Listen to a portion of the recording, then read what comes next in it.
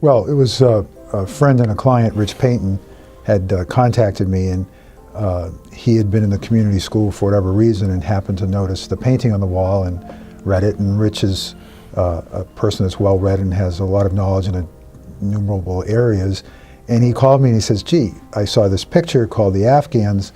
I think it may have some value. This gentleman came to see me, and he had done his homework, had a lot of research completed, including evidence of the recent sale the year before for $1.8 million of another one of this artist's productions. And he counseled me regarding interactions with Sotheby's, which led me to take photos of the painting and to mail them to Sotheby's, along with the completion of just a form that I got, online. They said they'd be in touch in 4 weeks, and certainly they were at the beginning of January of 2007. On the morning I received the initial phone call from Sotheby's after they had reviewed the information that I had mailed into them about a month before. The head of the Russian art department called me, and she first said, "Are you sitting down?" And I said, "Yes." And she explained that this painting done by this artist would be expected to bring between $2 and $3 million. And she was confident that they would be able to make this happen.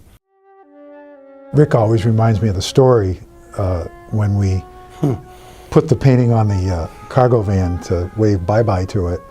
And I don't remember this, but there's one thing I wanted from the painting. It was a plaque in the bottom that said the Afghans, and it said gift to the town, the gift to the Attleboro schools of, and it had the names of the people that gave it. And instinctively I said, I want that, and that's the only thing I took from the painting, and we gave it to then town council Chip McGuire for safekeeping. And he said, what do you want that for? And I said, it's evidence of a gift. And this is before we knew what was going to go on with this painting, and I said, I want that. You turned to me and said, you realize our problems are just starting with this. The school committee immediately just pulled it out of the building and sent it to a safe haven, which is okay, but before anybody really had an opportunity to talk about it. The school committee, seeing what they wanted to see, they thought it was a gold brick just hanging around in the school.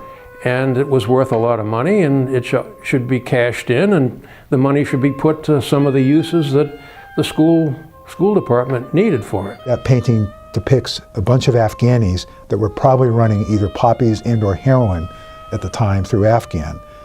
There's armed guards there, etc. So it's got nothing to do with the culture of this country.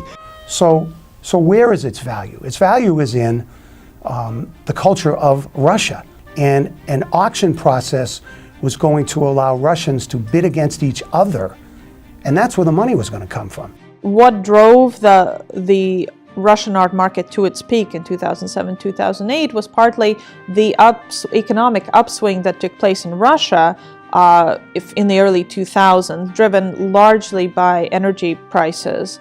So it was a combination of the means to acquire art, a resurgence of interest for Russian art that had been lost to Russia, if you will, for a while. And also some of these people were beginning to dip their feet into collecting. So they weren't sort of veteran collectors yet. And sometimes in their enthusiasm, they would fight very hard to acquire certain artworks. And they were not doing much collecting outside of Russian art. And let's say they weren't really buying Impressionist art very much at that period of time, or old masters. And so you have collectors new to the market who are excited to buy art, who are excited to buy art by artists from their own country, especially that have not been seen in Russia, and you get some very spectacular sales, very spectacular prices. The selectmen asked us to research what it would cost to relocate the painting from Sotheby's to Town Hall. We felt the initial cost was going to be a little over, almost $19,000, a little over $18,000 to bring it up here. And then the estimated cost, including the insurance on it, which was $2,500 a year just for the insurance, But when we looked at, you know, keeping it upgraded and the conservator and security equipment maintenance and so forth, that we'd probably be talking around $5,100 a year to secure and ensure the painting in Town Hall. There was a discussion as to the family and or other people putting money into a fund. And the question was, how much would that fund have to be? We actually did a calculation that if the fund earned 4.5% interest, which was happening at that point in time, they would need to come up with about $132,000 to cover the first $19,000 and then have enough in trust so that the earnings from it would support the $5,100 a year in maintenance. So now.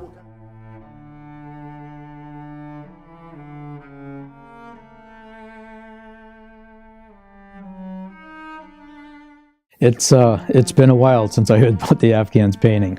There's so many emotions that go with it. Disappointment. It's been 10 years, and we've still made no progress in terms of determining the fate of that painting. And it's just unfortunate that the way that things happened. And I still remain very strong in that opinion to this day, that I think the painting should be returned to the family. I would really like to see it come to a resolution, and the best resolution is everybody feels they didn't get the best deal. There's countless children in this town that may never go outside of North Attleboro, may never see it go into Boston. What a nice thing it would be to have a fund set up so that we could do field trips to enhance all of the arts, whether it's English, language arts, drawing, arts such as what this picture represented. It's just innumerable.